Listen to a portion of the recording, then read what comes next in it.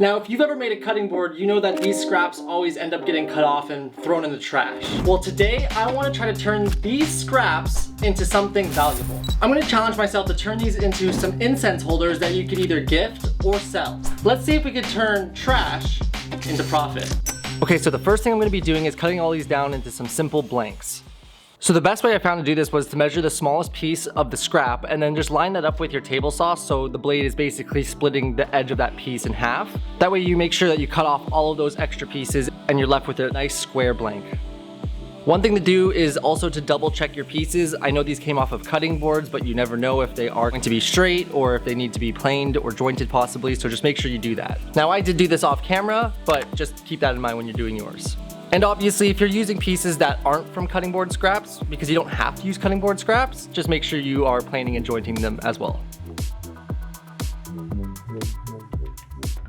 Also, make sure to stick around until the end of the video because I am going to be sharing with you guys how much all of this is going to be worth. Great, so now that we have everything cut down into blanks, we're going to go ahead and just check all the pieces and make sure to look for any imperfections. Now, these are pieces that were cut off of cutting boards, and in most cases, we are cutting them not just to make sure that the cutting board is nice and square, but also to try to eliminate any imperfections that might be on the ends of these pieces. Just make sure when you are checking these blanks, if there are any imperfections, just make a little mark on it just so when you do start to cut it down, you can make sure to take those into account. Now I have a quick question for you guys. Have you ever made anything out of these scrap pieces from your cutting boards? Make sure to leave a comment down below because honestly I'm super interested to see what else you can make with this.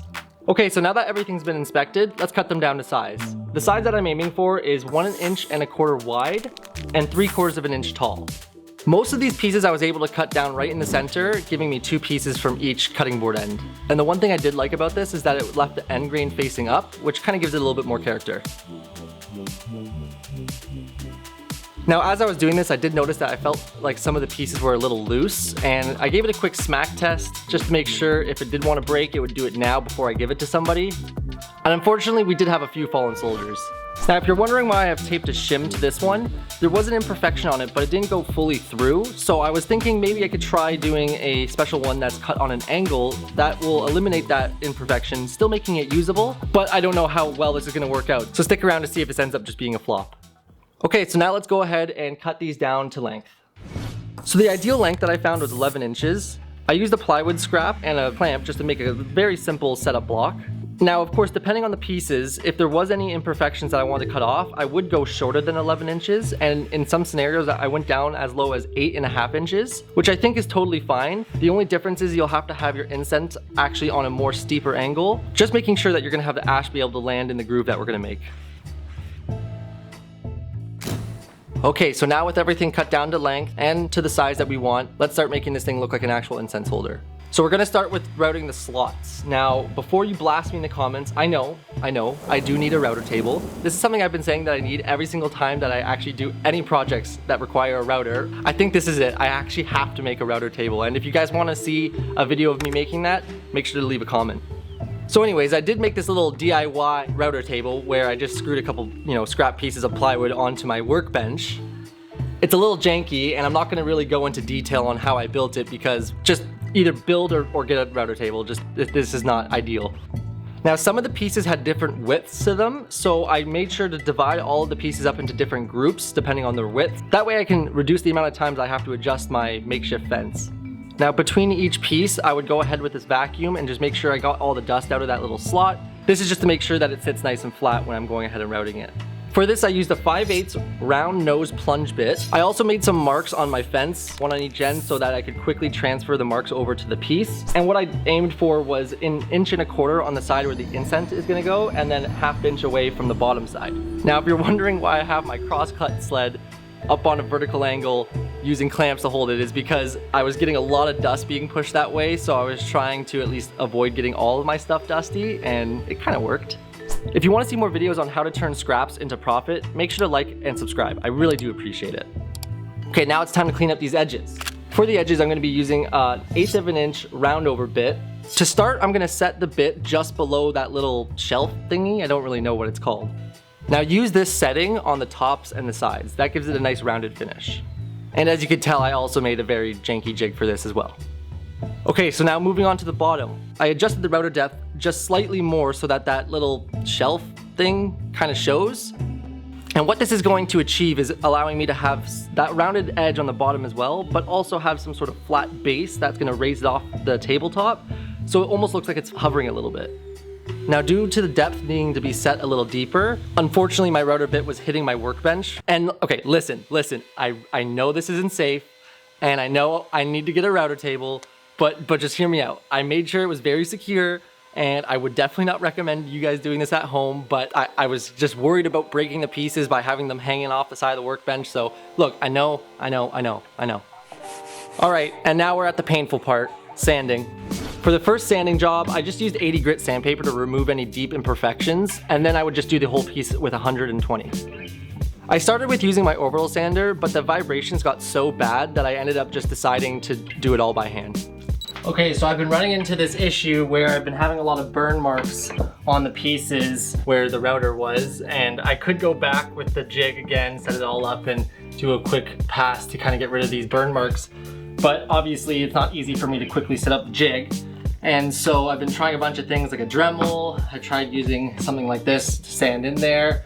I've tried 80 grit. I'm basically trying a bunch of different things, and it's a lot of work. So what I've come up with is I've attached the router bit to a drill. I'm gonna basically take my piece here, set it up vertically, let the bit go into where it wants to actually sit, and then just make a very slow turn to the trigger and let the drill kind of like have the weight going down just to slightly cut off that burn mark. So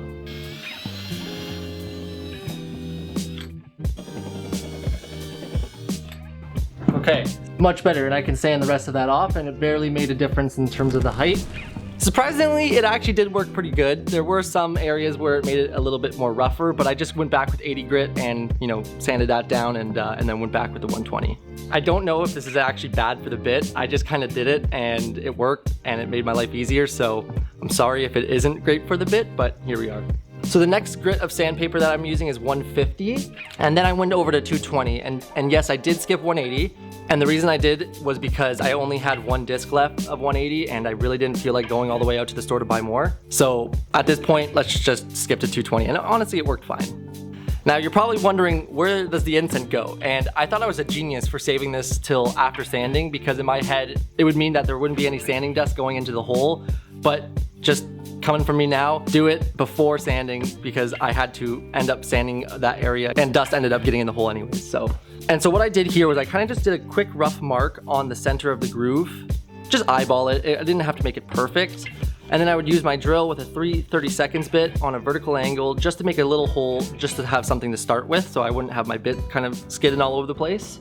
At this point, I would use an Incense to kind of give me a rough idea of what the angle I wanted to, and then I would take my drill and then copy that angle, and making sure that the actual drill bit was straight with the groove, I would go ahead and drill it in. I didn't really have like a set depth that I was going, I kind of just guessed it, and honestly I had a good feeling of when I should probably stop, or else I would be coming out on the bottom or the other end. Now, as I mentioned, I started with a 3/32 bit, but about halfway through, as I was testing the Incense, I kind of felt like I was making them a little bit too steep, so then I went back with the 3/32 bit and angled it a little bit more down, making it so that it would sit slower to the actual base. Now let's just say I ended up using a 7/64 bit instead, but it did work, and just be careful when you're doing this, because obviously the angle's pretty steep and you could easily break the bit, possibly like what I did. And then after each piece, what I would do is test the Incense in the actual hole to make sure that I liked the angle it was sitting at, as well as making sure it was straight with the groove. Guys, we're almost there. We're at the final stage. Let's finish this thing. Now, after some research, I think tung oil is gonna be the best finish for these. And honestly, I've never used tung oil. I've owned this can for years, but just never used it. And I will say, I love the results. I cannot wait to use these in future projects. I just love how much the colors popped in this and how dark it made the walnut. Now, obviously I would recommend that you guys read the directions on your can, but to kind of give you a quick breakdown of how I did it with this, I just had to shake up the can. I used a foam brush to apply a nice thick layer all over on all sides, and then I put it down to sit for about 15 minutes. And then I would come back with a rag and just buff them all out, let it sit for 24 hours, and then went back into the second coat. All right guys, and that's it. Check out the final product. I'm actually really happy with how this turned out. So I did some research on Etsy and I could see these selling for anywhere between $20 to $30. If I add up everything that I made, before considering my labor, I would be making $500 to $700 profit. Make sure to like and subscribe if you want to see more content like this. Thank you guys so much for watching.